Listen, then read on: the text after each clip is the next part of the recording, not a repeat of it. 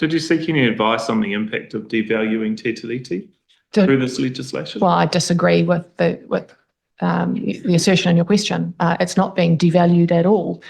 It's still there. It's still a crucial contributing factor to achieving student outcomes and student achievement. So, and I think the one thing that I'm proud of, though, in some of the changes we made in Section 127 was reordering some of those. If you look down to Section 127 2E, making sure that achieving equitable outcomes for Māori students was placed at the very top of giving effect to the Treaty of Waitangi. I mean, that is so important. It's, if you want to honour the treaty, making sure that there are equitable outcomes for tamariki Māori is crucial. That's why we're doing all of the things that we're doing in our education reform package. That's why structured literacy is compulsory. That's why we're doing structured maths. That's why we've created every single resource in Te Reo Māori as well, because we're supporting a bilingual education system. If we're going to honour the treaty, we need to make sure there are equitable outcomes for Māori students. And I think we're doing more than any government in a very long time to achieve that. Yeah, so did you speak to any iwi or Māori education providers? I have devaluing te tiriti in this legislation? Well, as I've already said, we're not devaluing. Well, you might think that, but I wholeheartedly disagree. Right. So what was the response of?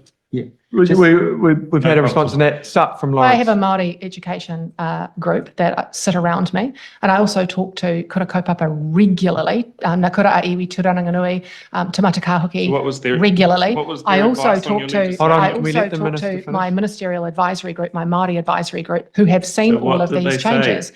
They agree with me when I say that getting equitable and equal outcomes for agree with Māori devaluing students, Can we let the they minister don't believe it's being.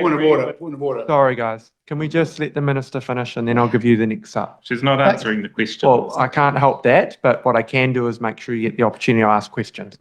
I have a Māori advisory group. They've been through this and they know that my one of my top priorities is achieving equitable and equal outcomes for tamariki Māori, and they're helping me on our work program. And by reordering this and making sure equitable outcomes are at the very top to achieve, or making sure that we're giving effect to the treaty, the te tiriti, they're all on board with. Okay, Lawrence. Actually, following on from that particular one, I totally wholeheartedly agree with the minister that achievement outcomes is really, really important. It's already a primary objective. But the point here is, I want to check with the minister in subsection 2, to meet the paramount objective, the board must meet the following supporting objective. Can the minister give an example of what happens if the supporting objective does not meet the paramount objective? Do they need to meet the supporting objective? As in, it's a two-part, right? Before, all four part of Section 127 was on par with each other, te tiriti, student outcomes. Now we're making student outcomes the one sole paramount objective. Everything else is supporting, like you said, it is important, it's still considered, but that's on the basis that that supporting must meet the paramount.